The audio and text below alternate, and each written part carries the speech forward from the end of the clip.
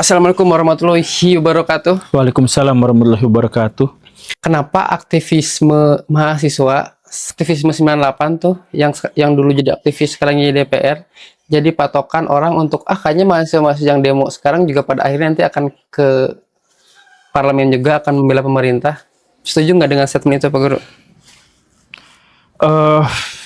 Sebenarnya mahasiswa memang diharuskan untuk masuk sistem. Seharusnya, idealnya. Karena mahasiswa, jadi maksudnya mereka tuh kalangan terdidik, mereka tuh kalangan cerdik cendikia. Dan kalau dia adalah aktivis mahasiswa, maka dia digambarkan sebagai orang yang punya idealisme tinggi untuk memperbaiki bangsa gitu. Jadi idealnya mereka tuh memang masuk ke dalam pemerintahan, jadi anggota DPR, jadi gubernur, jadi wali kota, jadi menteri, bahkan jadi presiden. Seharusnya itu memang seperti itu. Yang jadi masalahnya itu adalah ketika mereka sudah menjabat di sana, apakah idealismenya luntur atau tidak gitu. Nah, ini jadi masalah. Jadi saya tuh punya teman, dia tuh ketua kami itu apa? Kesatuan Aksi Mahasiswa Muslim Indonesia. Jadi waktu di itunya tuh jadi kami. Dia aktivis, tukang demo, tukang apa gitu. Terakhir ketemu ngobrol, jadi komisaris.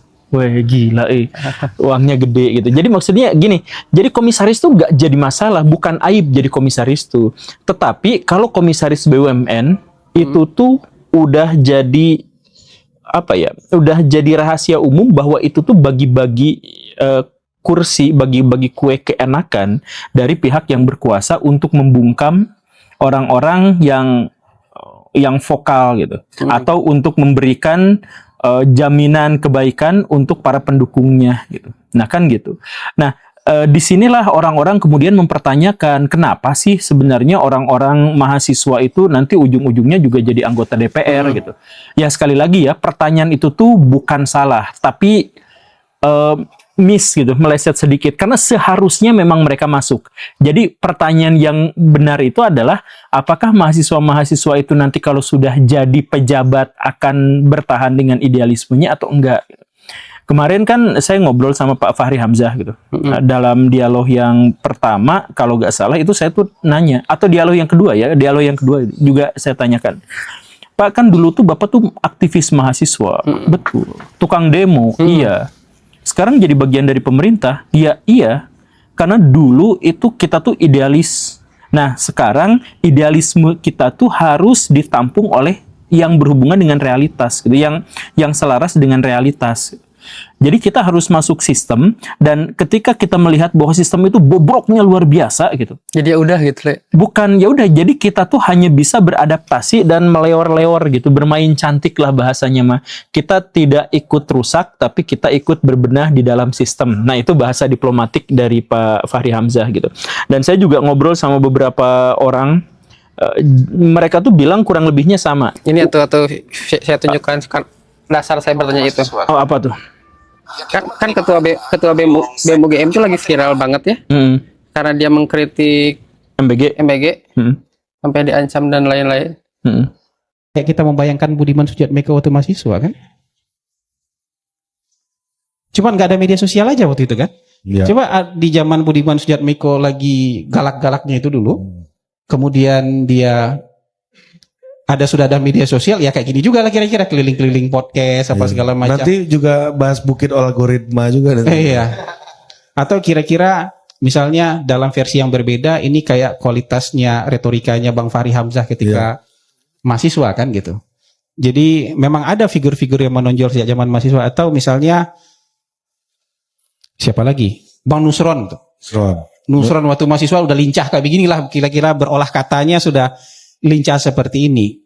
Dan kalau kayak gini kan kita juga bisa terbak, ini berbakat untuk menempati posisi pemerintahan juga nanti gitu. Dan akan menghadapi siklus yang sama. Hari ini dia demo pemerintah, nanti dia akan mempertahankan.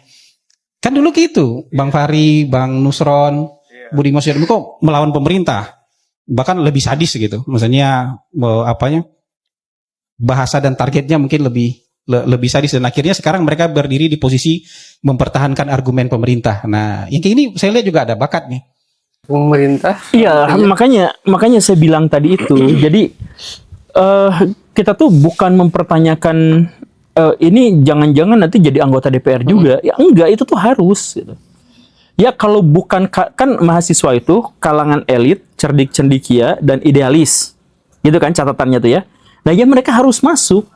Nah, permasalahannya adalah apakah mereka kuat untuk mempertahankan itu atau tidak.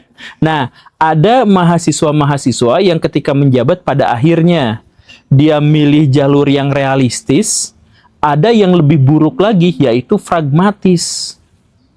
Kalau yang idealis gak mungkin jadi anggota DPR, gak mungkin jadi pejabat.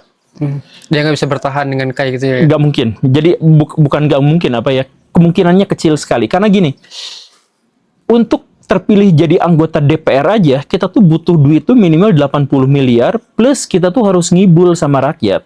Kalau kita nggak ngibul sama rakyat, kita tuh nggak mungkin kepilih. Dulu kita pernah bikin video yang soal demagog itu. Jadi mereka tuh harus wajib jadi demagog. Sebab kalau mereka realistis, wahai rakyat Indonesia, kalau saya terpilih jadi DPR, kalau saya terpilih jadi presiden, saya suruh kalian semua itu untuk kerja keras lebih besar lagi. Nah, itu kan realistis. Itu adalah kewajiban sebuah negara yang lagi bangkrut. Jadi pasti jawabannya itu adalah kita harus etos kerja kita tuh harus lebih baik, kejujuran kita lebih baik, kan gitu. Tapi kalau kita kampanye kayak gitu, mustahil kepilih. Yang akan kepilih itu adalah yang bagi-bagi duit, kemudian bagi-bagi janji bahwa ini akan gratis, ini akan gratis, ini akan gratis. Karena dengan cara itulah dia akan terpilih. Nah, kalau dia terpilihnya dengan cara seperti itu, berarti dia harus ngibul. Nah, kalau orang idealis masuk ke situ kan nggak mungkin atau susah sekali lah. Susah sekali. Kayak Pak Dharma Pangrekun gitu. Ya betapapun dia tuh Kesana kesini pemikirannya ya. konspirasi ya, pikirannya ya tuh betapapun, tapi beliau tuh idealis gitu. Dan ketika idealis tuh ya nggak akan kepilih gitu. Atau banyak lah contoh-contoh, seharusnya bukan Pak Dharma ya.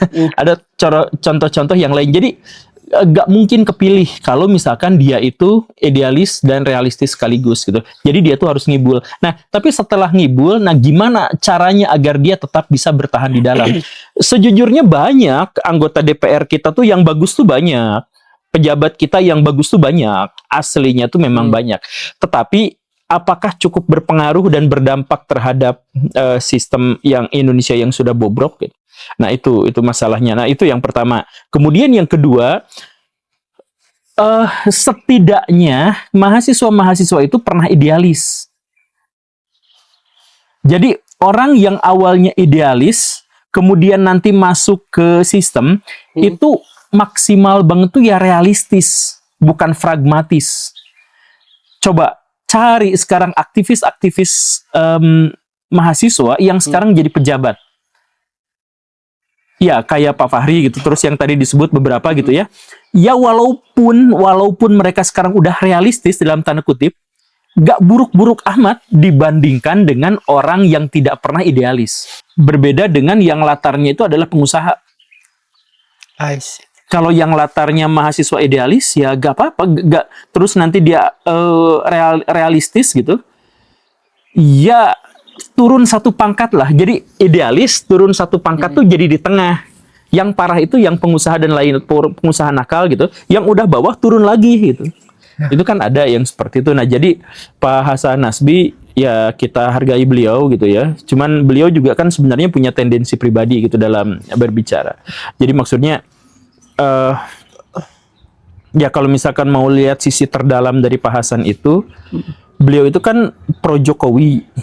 Nah, kemudian dipaksa menjadi bagian dari pro Prabowo gitu. Nah, jadi ada kebutuhan, ada tugas, ada kewajiban untuk membela pemerintah, tapi di posisi yang sangat nanggung dan canggung gitu. Meskipun dia mengatakan sekarang dia sudah Iya, sudah free. Jadi tetap aja ada apa ya? Ada hambatan di masa lalu gitu. Masa saya ngejelekin orang yang dulu memberi kontribusi pada saya gini-gini gitu. Tapi ya begitu. Jadi maksudnya ya kita hargai juga. Cuman maksudnya kalau terlalu biner gitu, ya itu juga salah gitu. Tapi tadi Pak Guru mengatakan bahwa si orang yang mau dipilih itu selalu mengatakan gratis. Di Pilpres kemarin tiga-tiganya ngasih gratis loh. Iya, betul. Tiga-tiganya loh. Satu Ya. gratis internet, gratis pendidikan, gratis makan.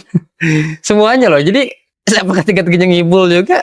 Emang tiga-tiganya tuh harus, saya bilang ya, saya mohon maaf ya, demokrasi di negara yang tidak maju itu dipenuhi oleh demagog, dan mereka tuh pasti yang berkuasa.